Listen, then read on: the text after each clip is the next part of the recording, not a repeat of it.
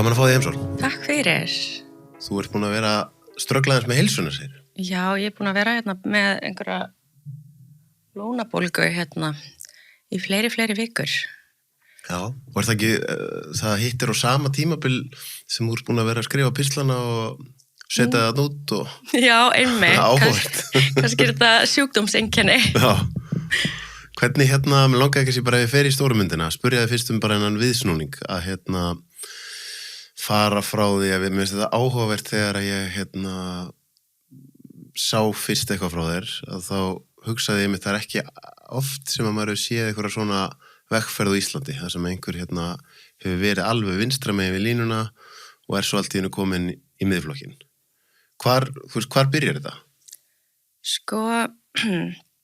það er góð spurning, þetta er alveg kannski svona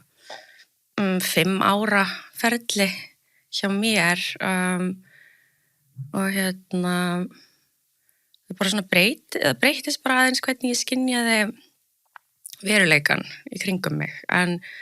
og svona ég reyna að setja sjálfa mig bara í mín eigin spor þegar ég hugsa þetta en ætli það sé ekki bara ég þekkti ekkert fólk sem var íhaldsmegin eiginlega ekki ég kynnist manninu mínum og það er svona já, ekki að setja þetta allt á hann en hann er bara svona sjálfstæðismaður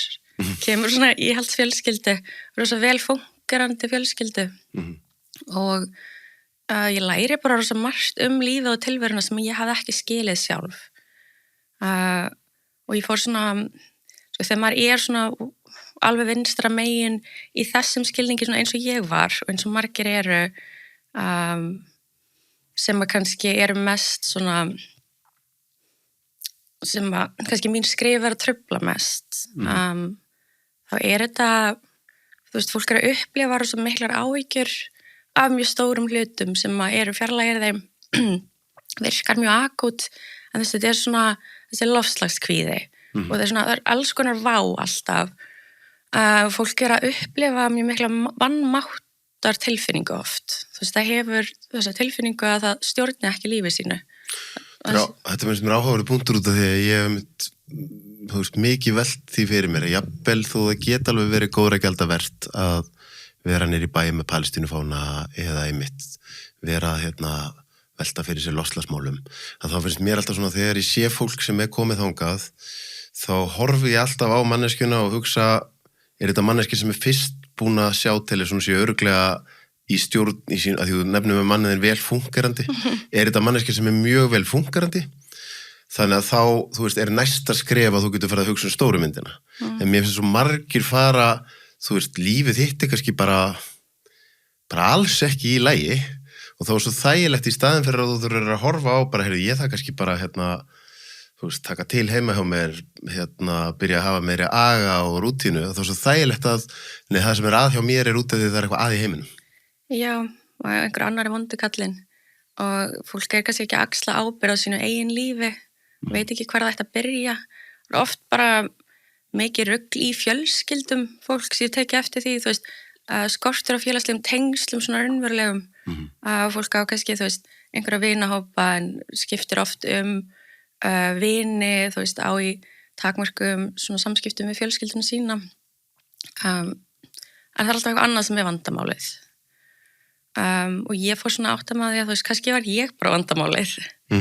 og þú veist, ég fór svona að fatta að ég get haft áhrif á mitt líf og það sem að ég geri í mínu lífi skiptir máli, þú veist, það skilir þér og skilgreinir mín lífsgæði. En hvernig var, þú veist, þú segir, þú kynnist manniðinum og manni líður stundum eins og þetta menningarstríð sé orðið svo íkt að þú veist, fólk sem að er ólíku megin við línuna get ekkert þú veist, enda þá að vera saman í sambandi. Nei, alveg merkilegt. Ég veit ekki hvernig ég var komin á þann stað að ég gat mætt á date, en þetta var alveg heljarinnar mál. Þú veist, ég gerði það svo mikið grína þessu, ég er að fara að hitta þennan hægri mannin, ég kallaði hann bara hægri mannin. Lögmanninn er ennþá vist að þessu lögmaðurinn í símanum mínu. Og þú veist, ég er að vinna hann á Stundinni, Nú heimildinni, og var einmitt, þú veist, að skrifa brunun á Bræðraborgarstíg, þetta gerðist bara þarna sama dag. Hann var að flytja eitthvað mál, við ákveðum að fara, kynntum sérst á Tinder, við vorum spjalliðum saman mjög stutt, en ákveðum að fara bara í hádegisverð saman. Og fórum á Laundromat og við bara, þú veist, einhvern veginn, hann mætir í jakkafötunum, mér fannst eitthvað ógeðslega fyndið, svo bara nakkrifust við, sko við tókum lengsta hádegisverð bara sögunar, þú veist, sikur hamburgarinn og 2 bjórar í hádeginu, sko, nakkrifumst allt milli himins og jarðar, þú veist, hvað kynin væri mörg, en því skynjaði bara að hann væri góð manneskja, þú veist, það sem skiptir svo miklu máli, þú veist, hann var fyndinn, hann hafði húmor fyrir hlutunum og húmor fyrir mínum skoðunum, þú veist, og ég hann að útskýra hvað kynin eru mörg, þú veist, endalaust mörg, á grundvelli einhverja hugmyndafræði sem að mér var orðin þú veist, í gegnum félagsfræðina, en ég skynjaði að hann væri góð manneskja og þú veist, það sem hann var að segja, þú veist, það kæmi ekki af einum slæmum stað. Þannig að þar byrjar þetta, þú veist, í samtali við eitthvað sem ósammálaðir, en þú getur reiknað með því að manneskjan sé almennileg, meini það sem hún er að segja, og þú veist, og þannig geta samtöl náð komist eitthvað áleiðis og maður getur fara að draga svona nýja merkingu og að fara að endur skilgrina líka bara hvað manni finnst og því að maður er alltaf vanur að tala við fólk sem er fullkomlega sammála manni alls konar dellu, þá er maður ekkert að komast neitt áleiðis. Mér finnst áhugavert, sko, því ég er í grunninn svona, ég var alltaf vinstra megin við línuna þegar ég elst upp á svona frekar vinstri sinniði heimili og mér finnst svona, og svo þú veist, eftir það sem skeður hjá mér fyrir nokkrum árum, allt þetta, þá hægt og rólega er maður kannski ósjálfrátt búin að vera að færast og maður þarf alltaf að vera að stramma sig af, færast kannski í svona svolítið hægra megin við línuna, en síðan finnst mér alltaf gaman núna þegar ég hitti vinstra fólk eins og Sólveig og Önnu einhvern sem að minni mig á að í grunninn er ég engin hægri sinni, sko. Og en maður er pínu einhvern veginn búin að ákveða að, þú veist, það sem, ef ég er að horfa á stóru myndin, þá veist mér það sem er að í þessu vinstra megin við línuna búið að vera svo mikið að, er þetta náttúrulega útþvælt og þreytt orð, þetta vók dót allt saman. En það er einhvern veginn að hluta því til dæmis þegar ég var í fréttum og fjölmiðlum að því hún nefnir stundina. Hlutaði ég hætti í svona hefðbundinni fréttamennsku og svona fréttaskífa með fréttaskýringa þætti var að það kemur alltaf inn eitthvað moment þar sem ég upplifi bara, ég er bara búið til leikhús fyrir fólk. Það er eitthvað fórnalamb og svo er eitthvað vondukall. Heimurinn er ekki svona einfaldur, sko. Og með fullri virðingu, ef ég er að pæla í stundinni, núna heimildinni, að þá þú veist svona, eru þið að reyna að bæta samfélagið eða eru þið bara að reyna að búa til eitthvað sem svona lækkar víbrurnar og lætur fólk vera reitt og hneykslast og finnast eitthvað vondur? Já, góða spurning. Ég sé það bara þannig, sorry. Já, og það var líka bara svona, þetta er rosa skrítið, þú veist, ég kem hana inn í raun og veru bara fyrst þú sem sumarstarfsmaður og var bara ótrúlega þakklátt fyrir það að vera með starf því ég var í námi, þetta var í COVID og ég var bara mjög stressuð bara með mína afkomu, bara ég þarf að borga leigu og þú veist, eiga í mig og á,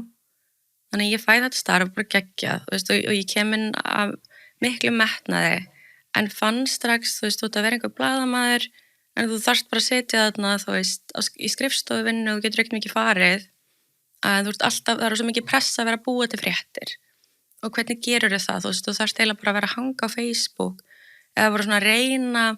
að finna vinkil á eitthvað sem einhver sagði og mikið af þessu, þú veist, er bara svona svolítið að rangtúlka eitthvað sem einhver sagði eða þú veist, búa til eitthvað þú veist, ég man eitt af mínum fyrstu verkum var eitthvað svona það hefði Ellið Vignisson sagt eitthvað bara varðandi, þú veist, við þyrftum, það var eitthvað varðandi þú veist, að lögreglan væri eitthvað vígbúin, þú veist, hefði aðganga einhverjum þú veist, einhverjum byssum og eitthvað þannig. Og þetta, þú veist, mitt verkefni var eitthvað að gera þetta rosalega tortryggilegt, þú veist, að teka eitthvað viðtal við hann, það sem ég bara svona finn leiði til þess að láta þetta hljóma, þú veist, eins mikið, þetta var svona aðlaga hans orðræðu eins mikið að narratífunu sem hentaði. Þannig ég geti búið til einhverja neyslfrétt að þú veist, grunnforsendan var auðvitað hræðilegt að löggan sem skotvopn Einmitt. sem ég skil ekki alveg, þú veist, hvernig það var mín afstæð, þú veist, í dag að skilja það ekki alveg, en þú veist, og svo hann svo almennilegur, þú veist, hann hefur bara sendt mér stuðning og bara nýlega þannig að þú veist, og það svolítið svona klassíski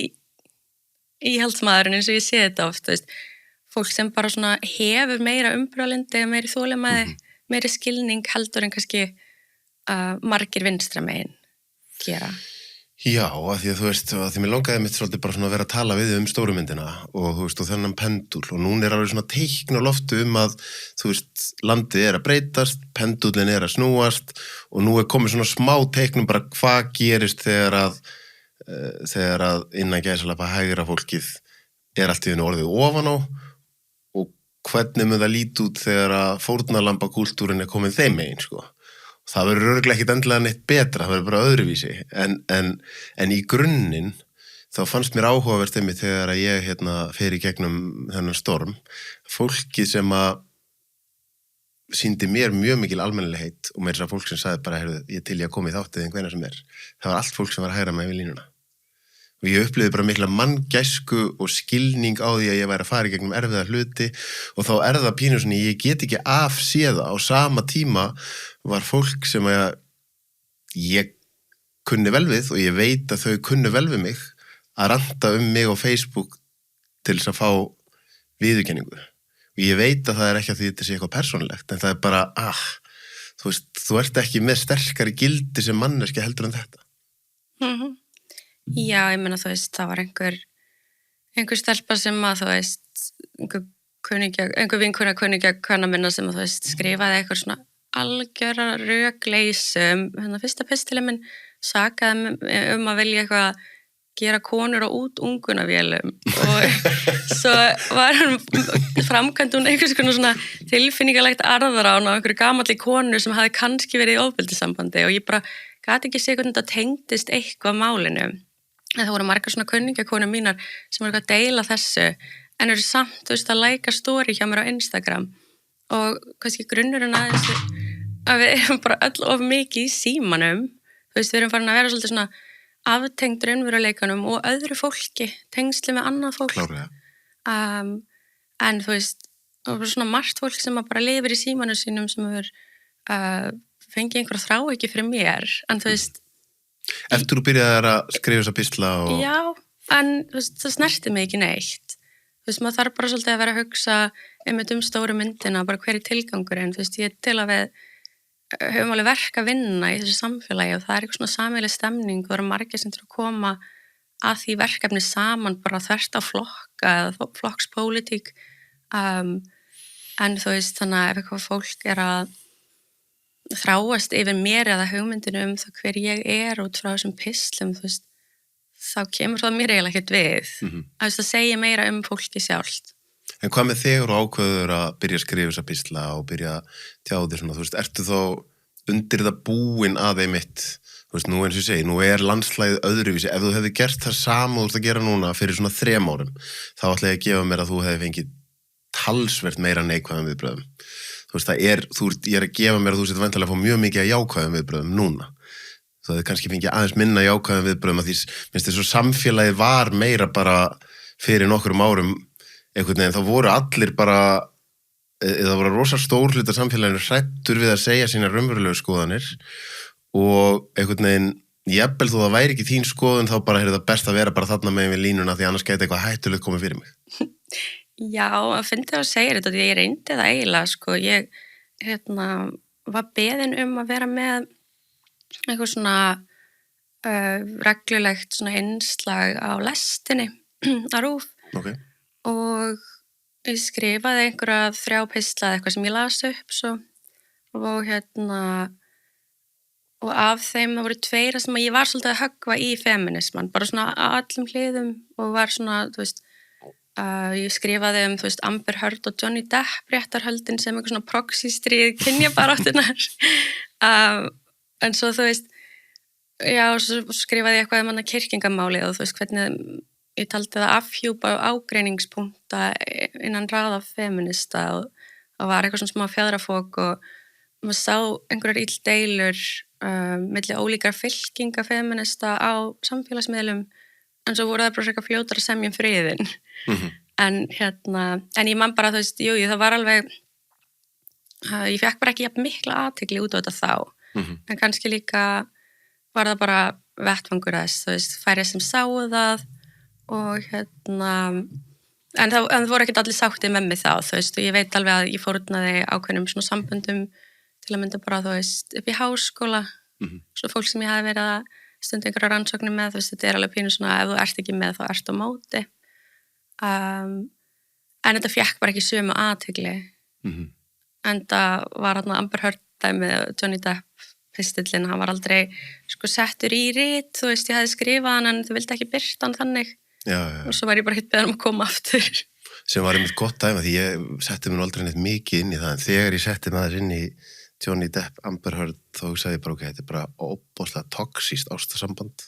hjá tveim einstaklingum sem klárlega voru alls ekki upp á sitt besta og bara that's it og ég hvernig skilur bara getum við ekki bara séð það fyrir það sko þú veist, allt var að vera tákmynd fyrir eitthvað annað þú veist, og það sem ég að finna þú veist, þeir sem eru svona kannski hvað pirraðast á mínum skrifum núna eru þú veist að sjá þetta sem tákmynd fyrir eitthvað annað þú veist, þannig eins og ég sé ekki að segja það sem ég að segja það sé eitthvað annað sem ég ekki að segja og það sem mikilvægra og það náttúrulega kemur vegna þessara miðflokkstengingar þú veist að fólk einhvern veginn að gera miðflokknum upp einhverju skoðanir eins og sé eitthvað rosa mikið undirliggjandi og svo verið að gera mér allar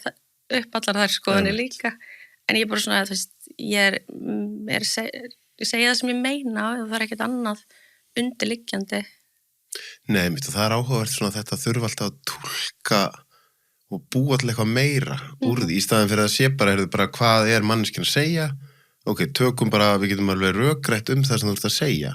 en við þurfum ekki að búa til, þú veist, það eru búin til svo mikil fjöll úr því að einhver tjáir sig eitthvað eitthvað eitt mál og þá hann allt í einu orðinn kvenhatari eða rasisti og það bara ekki og mér finnst áhugavert að því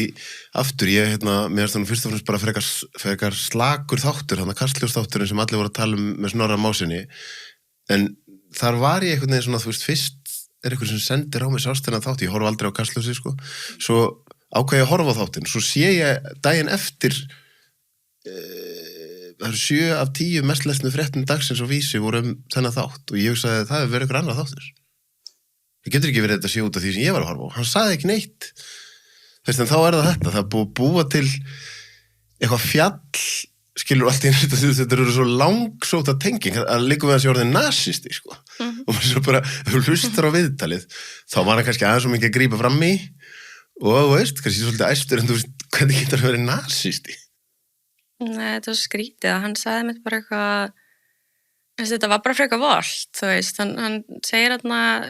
í grunninn bara, þú veist að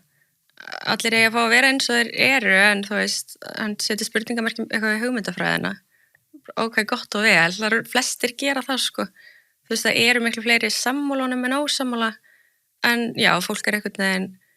fólk lét eins og hann vildi taka einhver réttindi af fólki og vildi vera rosa vondur við alla og þú veist já, ég veit það ekki, ég held að sé ekki að hlusta á þetta og komast að þessari niðurstöðu nema úr sért í svolítið skertum tengslum með raunveruleikann Algjörlega, en það sem að mér fannst pínu að því maður svona einhvern veginn að fylgjast með hvert samfélagi að fara og mér finnst þessi pendull sé búin að snúast, en það sem mér svolítið skeri þar var að þú veist, svo bara allt í hennu, þú veist, stjórnmálamenn, Dagur Eggertsson, Einar Þorsteinsson og það allir bara eitthvað hoppa á hana vagn og bara þú trúir ekki einu svona í því sem þú sjálfur ert að skrifa, sko. Ég þekki þið það vel að ég veit þú ert ekki einu svona að trúa þínum eigin skrifum, sko. Já, og þú veist, ég held að sé engin eftirspurn eftir svona pólitík. Þú veist, ég vona að fólk fara að vakna upp bara og fatti, þú veist, að þetta ekki að fara að virka. Ég held að fólk vilji bara geta litið til stjórnmálamanna og þú veist, trúa því sem þeir að segja, allavega upplifa að þeir trúi því sjálfur, þú veist, ég skil ekki hvað þessi menn voru að gera þarna. Að þetta mun ekki eldast vel. Þessi þáttur áskriftaþáttur. Inni á sölvitryggva.is fá áskrifundur aðgengi að öllum útgefnum þáttum, aukaefni og nýjum þætti í hverri viku.